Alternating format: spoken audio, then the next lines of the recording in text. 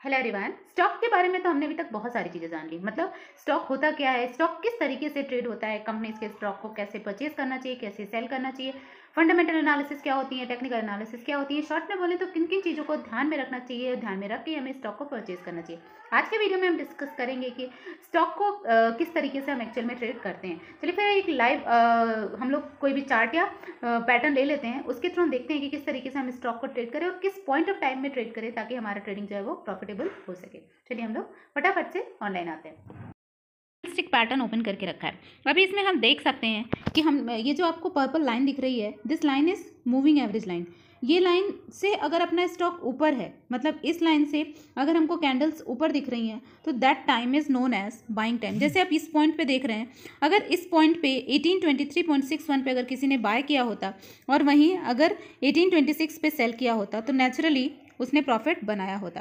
देखिए हम इसमें बात करते हैं रेजिस्टेंस और सपोर्ट की, हमेशा हमको उसको ध्यान में लेकर के चलना चाहिए। तो हमारा रेजिस्टेंस और सपोर्ट कहाँ बनता है, तो हमारा रेजिस्टेंस एक ये बन रहा है, एक ये बन रहा है और एक ये बन रहा है।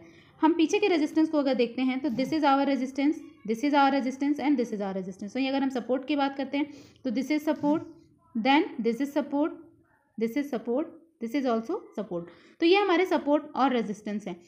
हमेशा हमने ये डिस्कस किया है कि अगर सपोर्ट को कभी भी टच करता है कैंडल, तो टच करने के बाद वो वापस से बाउंस बैक होता है और रेजिस्टेंस की तरफ मूव करता है। तो यहाँ पे आप देखिए हमारे इस पॉइंट पे हमारे इस सपोर्ट को टच किया था, तो अगर इस सपोर्ट को टच किया यहाँ पे तो ऑटोमेटिकली क्या होना चाहिए, यहाँ से बाउंस बैक होना चाहिए। साथ ही साथ अगर हमारा ईएमए पॉइंट भी दिखा रहा है, जो पर्पल कलर की लाइन दिख रही है, ये मैंने इंडिकेटर मार्क करके रखा है ईएमए का।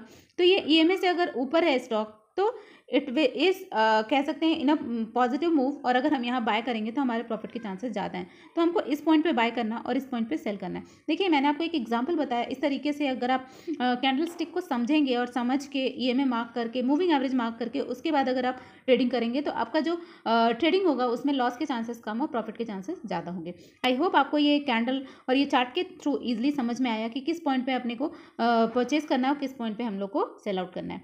That's all for today's video. Have a nice day.